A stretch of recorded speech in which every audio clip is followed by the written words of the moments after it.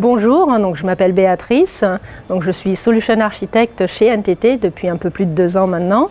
Mon parcours, j'ai commencé par intégrer une école d'ingénieurs qui s'appelle EPF, École Polytechnique Féminine à l'époque, qui est devenue mixte entre-temps.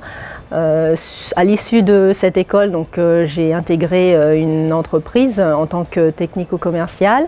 Et j'ai progressé petit à petit et évolué dans mon métier, puisque dans ce domaine IT, il y a beaucoup de choses qui évoluent, donc les métiers aussi évoluent.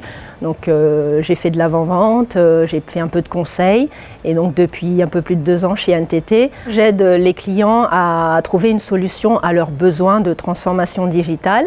Donc je suis là pour designer l'architecture technique d'une manière globale, et j'aide les sales à construire une offre afin de répondre aux besoins du client.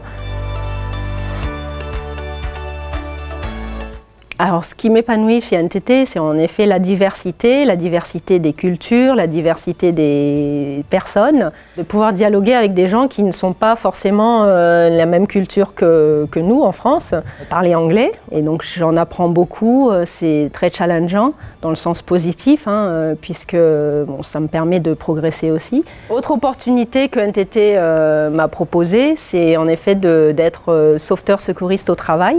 J'ai accepté avec grand plaisir, aussi bien pour venir en aide éventuellement aux collaborateurs, mais également personnellement, je pense que c'est très épanouissant.